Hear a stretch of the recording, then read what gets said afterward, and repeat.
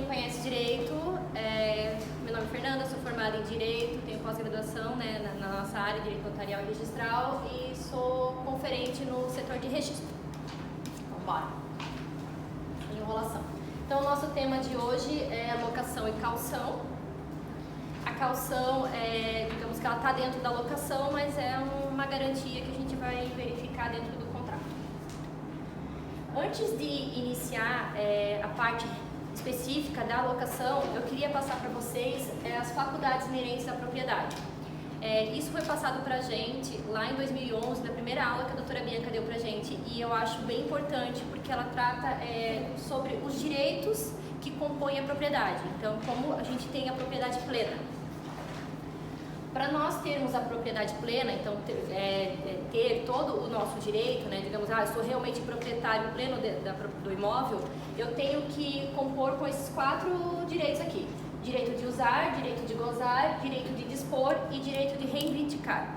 Tá? Então, isso é o que compõe a propriedade plena. O direito de usar o proprietário pode usar a coisa, pode ocupá-la, né, para o fim que se destina. Exemplo, eu vou morar na casa. Então, esse é o nosso direito de usar. O direito de gozar, também chamado fruição ou gozo, tá? O proprietário pode também explorar a coisa economicamente. Eu tenho uma árvore no meu quintal, eu vou vender os frutos dessa árvore, né? Então, digamos que essa árvore seria um acessório. O acessório a gente sabe que serve o principal, então eu posso, né, fazer o que eu quiser com esses frutos que geram no meu imóvel. Direito de dispor é o direito de poder abusar da coisa, modificá-la, então eu posso reformar, posso fazer o que eu quiser com aquele meu bem. Direito de reivindicar, que é nada mais do que reclamar a coisa. Invadir o meu imóvel, eu posso ingressar com uma ação, né, para tomá-lo de volta.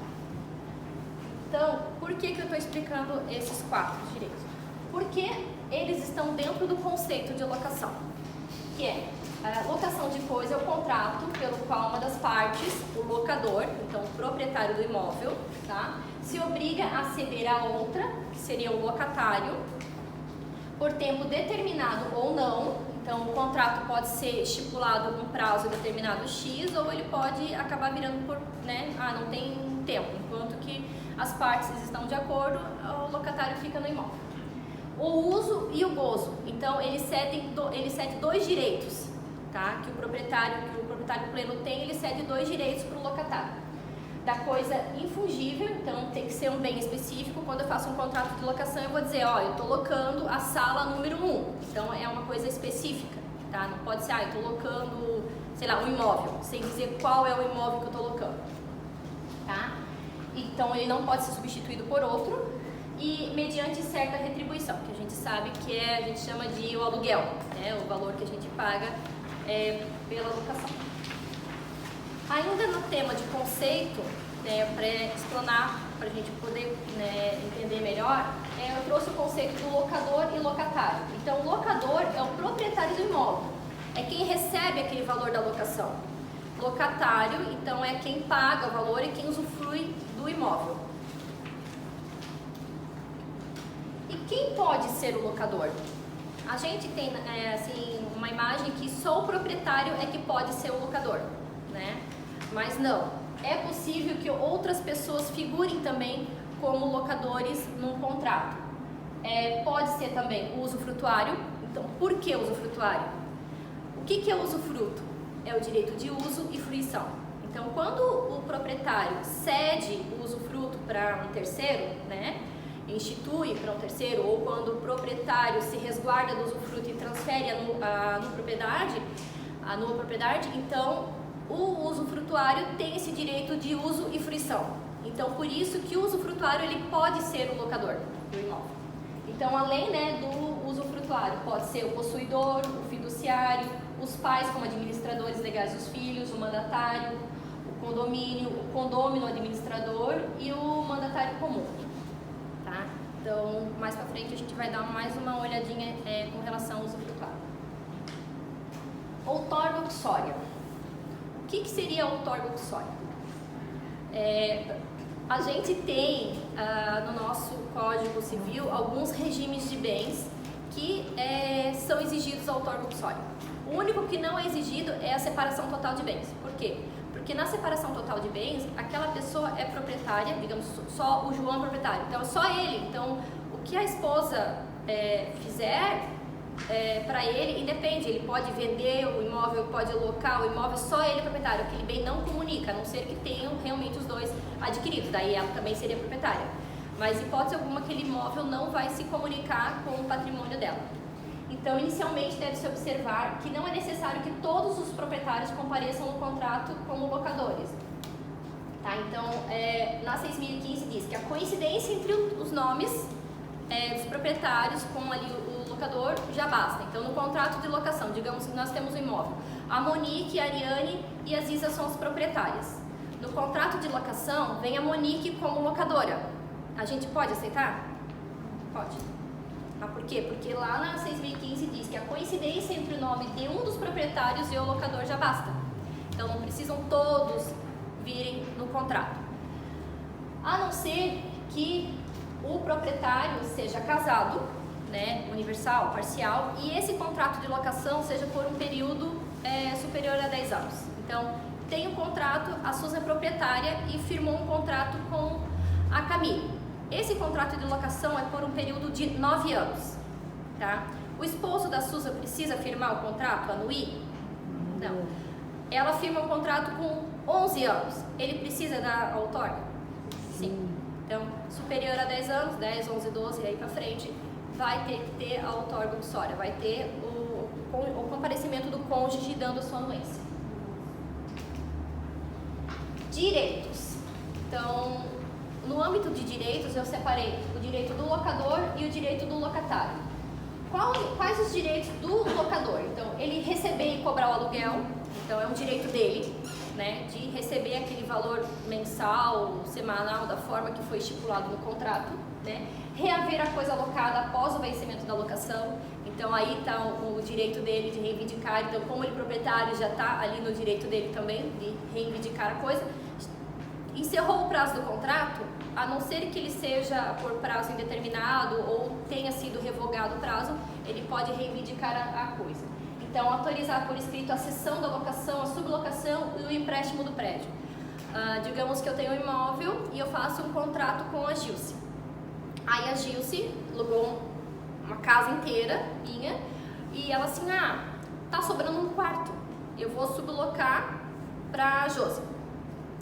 A não ser que eu dê o consentimento, ela não pode fazer isso, tá? Então, por isso que é um dos direitos do locador, tá? Ele tem que autorizar a sublocação. Ou, eu quero ceder, não quero mais ficar no imóvel, eu quero ceder esse contrato de locação para a Natasha. Beleza? Pode? Pode. Mas o proprietário tem que comparecer dando a anuência. Os direitos do locatário. Então, a entrega da coisa locada, recibo, manutenção, a preferência. Então, é um direito dele. A gente vai ver os direitos, né, lá mais pra frente, mas ele já está aqui, que é um direito que ele tem, a não ser que ele renuncie esse direito. Então, ele pode sublocar, ceder ou emprestar o bem locado, havendo consentimento do proprietário, do locador. Obrigações do locador e do locatário. Então, a obrigação do locador, o que é? Entregar a coisa. Ele vai fazer um contrato de locação e você, não, vou ficar com a coisa. Não, né? Então, claro, ele tem que entregar a coisa alocada. Manter o imóvel em bom estado, fornecer recibo, pagar impostos e despesas, dar preferência ao locatário ou sublocatário. Então, essa dar preferência no caso de venda, a preferência na compra é sempre do locatário. E as obrigações do locatário? Utilizar apenas para a finalidade acordada. Então, eu estou alugando uma casa, finalidade residencial. Eu não posso colocar uma empresa dentro desse imóvel. Eu não posso utilizar ela para fins comerciais. Ou eu estou alugando uma sala e vou lá, acabo morando na sala para fim comercial e acabo transformando como minha residência. Né? Não pode. Tá? Então, eu tenho que utilizar. A finalidade do imóvel é residencial, eu tenho que morar. A finalidade é comercial, eu tenho que criar o meu comércio dentro. Tá? Então, pagar pontualmente os encargos também. Algumas considerações. Imóveis alienados fiduciariamente. Esse é um caso que a gente viveu na prática há um bom tempo onde que nós tínhamos uma alienação fiduciária no imóvel, uma matrícula decorrente de uma CCB, e veio um contrato de locação. Se eu não estou enganado, o contrato era assim, tipo, para 25 anos. E o que a gente fez? A gente negou. Por quê?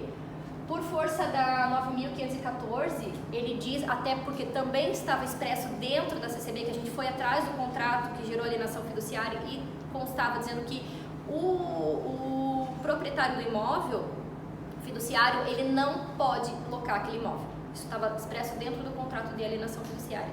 Então, a não ser com consentimento do credor, o proprietário ele não poderia locar por um prazo superior a 1 ano. Então, digamos que eu tenho um imóvel, faço uma alienação fiduciária, a Monique é minha credora.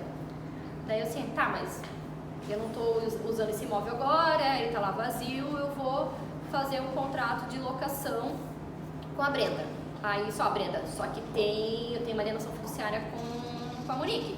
E assim, eu acho que a Monique não vai consentir com essa locação, então eu vou fazer o prazo do contrato de 11 meses. Posso? Tenho que pedir a anuência da Monique? Então assim, 12 meses, preciso da anuência da Monique. 11 meses, não preciso. Então, 1 ano, 13 meses, daí pra cima, tudo eu tenho que pedir anuência para a credora. Registro de locação após a transferência do imóvel. Então, eu tenho 2 exemplos. Primeiro, ou eu faço a venda do meu imóvel para a Monique, tá? E depois da venda, eu posso fazer, de repente, um contrato de locação com a senhora Cássia. Esse contrato não tem validade. Por quê? Porque a propriedade já não é mais minha. Eu não tenho mais esse direito a dispor, né? Eu não tenho mais o uso e a fruição daquele imóvel para ceder para a senhora Cássia. A mesma coisa, eu tenho um contrato já com a senhora Cássia e eu vendi o imóvel para a Monique. E a senhora Cássia nunca trouxe para registro. Depois que a Monique registrou a compra e venda, ela trouxe para registrar. A gente também não pode registrar esse contrato, ou averbal. Por quê? Porque eu já não sou mais a proprietária do imóvel, eu já transferi os meus 4 direitos para a Monique, então eu não posso ceder o uso e fruição para a senhora Cássia. Cancelamento da locação. Dentre várias situações que podem ser cancelados, hoje, aqui eu acho que no registro, a gente pega o mais comum, digamos, é o distrato. Então, só que não só através do distrato que pode ser cancelada uma locação. Então, cessará a locação se houver distrato, retomada do bem locado nos casos admitidos por lei, implemento de cláusula resolutória expressa, perda total da coisa locada. Imagina, eu loco um imóvel na praia, dá um tsunami lá, eu perco o imóvel, não tenho como continuar com aquela locação. Automaticamente eu posso fazer o encerramento desse contrato de locação, porque perdeu. Lembra que tem que ser um bem fungível, é expresso, é aquele imóvel tal? Então, por isso, perdi aquele imóvel, não existe mais, encerra o contrato de locação. Deteriorização do bem, vencimento do prazo contratual. Eu estipulei que o prazo seriam de 24 meses. Não houve a revalidação. Eu questionei o locatário, ele não quis renovar o prazo, extinguiu o prazo de locação. Desapropriação do prédio locado. Eu tinha um imóvel situado numa rua X e aquele imóvel ele foi desapropriado porque vai ser passado uma avenida ali. Não tem mais o que fazer, né? O bem foi desapropriado, pede-se a locação. Nulidade ou anulabilidade. Então, eu fiz um contrato de locação com a senhora Cássia, mas o imóvel já tinha vendido para a Monique ingressa com uma ação, anula esse contrato de locação. Então, também extingue aquele direito. Extinção do usufruto, então, que é aquele caso que eu comentei, né? O usufrutuário fez o contrato de locação. Por quê? Porque ele pode alocar o imóvel. Faleceu, não tinha cláusula nenhuma, vai ser extinto porque não tem como continuar com esse contrato. Falência ou concordata dos contratantes. Então, tinha uma empresa X que era proprietária do imóvel, entrou em falência, ela perde aquele imóvel, também não tenho mais como continuar com aquele contrato de locação. Sobre o nosso ato registral. Então aqui, digamos que parte do registro de imóveis é uma das mais importantes para a gente entender no nosso dia a dia. Por quê? Porque aqui eu vou distinguir o que é ato de averbação e o que é ato de registro. Então, o contrato de locação pode ser no sistema registrário vigente ser objeto de averbação, que seriam para fins de assegurar o exercício de direito de preferência, ou para dar publicidade da garantia caução, né? Ou também ato de registro, quando cláusula de vigência. Então, no contrato de locação, a gente pode ter essas duas hipóteses da locação pura, como averbação ou como registro, tá? Ou como as duas, que a maioria dos contratos vem. Eu fiz um esqueminha que, assim, eu tenho bastante dificuldade, tá? Para, às vezes, gravar o que é uma coisa ou outra, tá? Então, assim, pra mim, eu criei esse esqueminha e é assim que eu consigo identificar, né? Eu tô passando o meu esqueminha. Cada um pode, né, criar o seu esquema. A doutora ontem até me expôs o esquema que ela consegue identificar também, né? Vale para a doutora, bem interessante também conseguir gravar, mas vou colocar o meu e vamos lá, para ver se a gente consegue entender. Eu fiz aqui o esqueminha do VIR, tá? Então, assim, a gente combina ato e o título, né, com V e o R. Bom, preferência, para mim, ato de averbação. Vigência, ato de registro. Então, o mais fácil seria começar pela vigência, porque vigência começa com V. Então, eu preciso de um R, vou lá para o registro.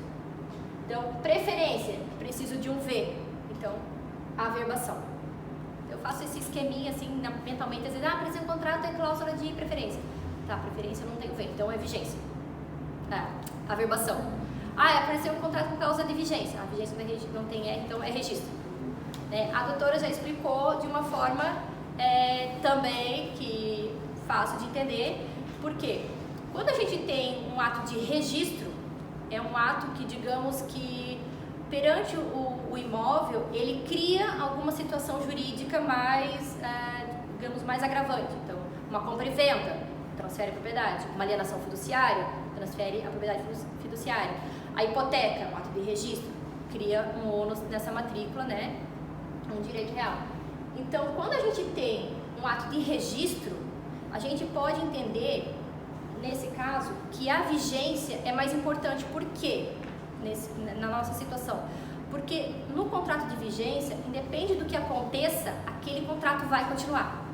Entendeu? Então, assim, ele é um sistema, digamos, um pouquinho mais grave. Então, assim, morreu o proprietário, o contrato continua. Já na cláusula de preferência, na verdade é só assim, tá, eu quero vender, quer comprar? Não quero, vendo para outro. Acabou o contrato de locação, se não tiver a vigência. Então é uma coisa mais simples, então, tá, é só uma averbação. Então assim, né, na minha cabeça eu faço esse esqueminha sempre para tentar saber o que é vigência e o que é preferência.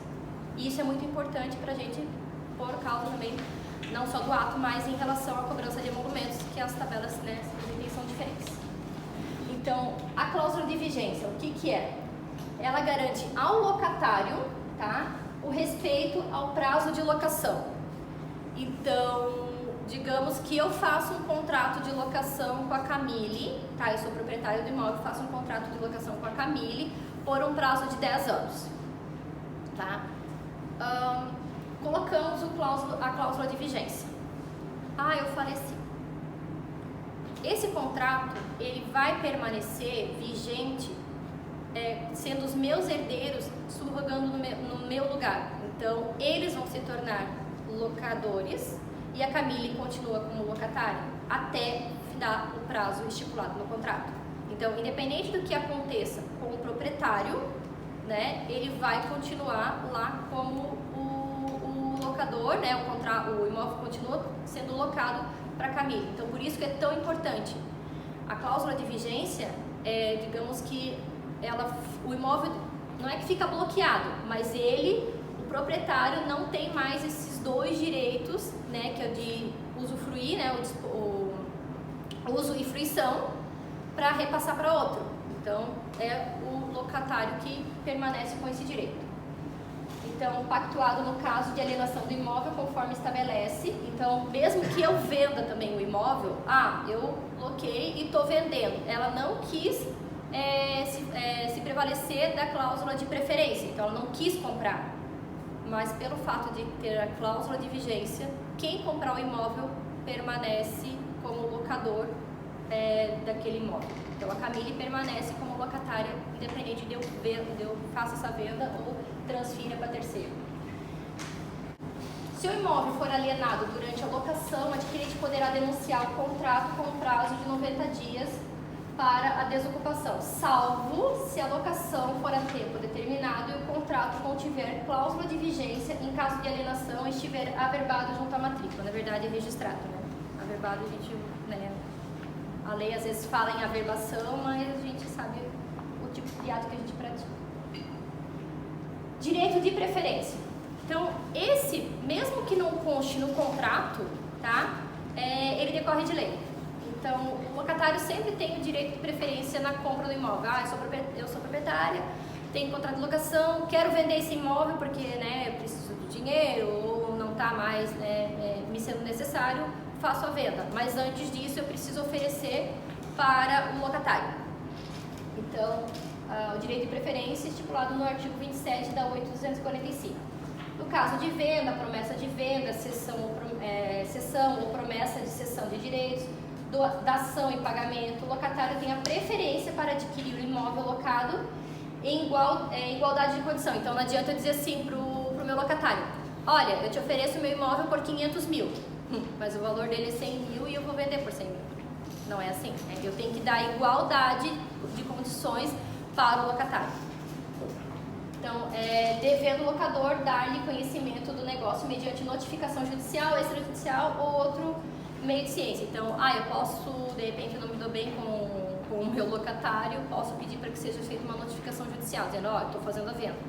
Ou, contrato Jefferson como intimador, peço, Jefferson vai lá, intima e entrega essa notificação para o locatário.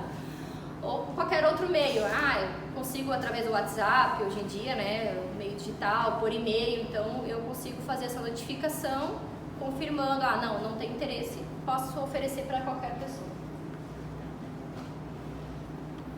E só que assim, não alcança todos os casos, Então aqui, ela não alcança em casos de perda da propriedade, venda por decisão judicial, o imóvel vai ser arrematado, foi levado a leilão, vai ser arrematado. É claro que, são situações diferentes. Permuta, doação, integralização de capital. Eu sou proprietário do imóvel, mas eu quero transferir para minha empresa, eu quero integralizar o capital. Não vou dar preferência, porque na verdade ele não vai deixar de sair ali do meu rol de patrimônio. Não é meu patrimônio, mas da empresa a qual eu sou sócio. E nos casos de alienação fiduciária, se o credor consolidar. Em relação à garantia, a gente sempre fala, garantia no contrato de locação, é caução. Só que caução é uma das garantias que o contrato de locação pode ter, tá? Então, o artigo 37 da Lei de Locação, ela coloca como garantias dentro de um contrato a caução, tá? A fiança, que seria aquele caso, eu loquei um imóvel, meu pai é fiador, ele comprova que ele tem 1, 2 imóveis lá, que ele pode, caso eu não pague o aluguel, a empresa pode executar o fiador para que pague esses valores. Então tem o fiador, a fiança, o seguro de fiança locatícia, que também é bem interessante, principalmente para aquelas pessoas às vezes que vão mudar de cidade, não tem nenhum parentesco, elas contratam uma seguradora e que essa seguradora vai garantir a locação. Então, não paguei, a seguradora paga para o locador, claro, depois ela vem em cima de mim, Mas é mais ou menos assim que funciona. E a cessão fiduciária de cotas de fundo de investimento. Sinceramente, eu nunca vi um caso desse, mas eu acho que nessas grandes corporações, quando uma empresa loca de outra, eu acho que deve de funcionar.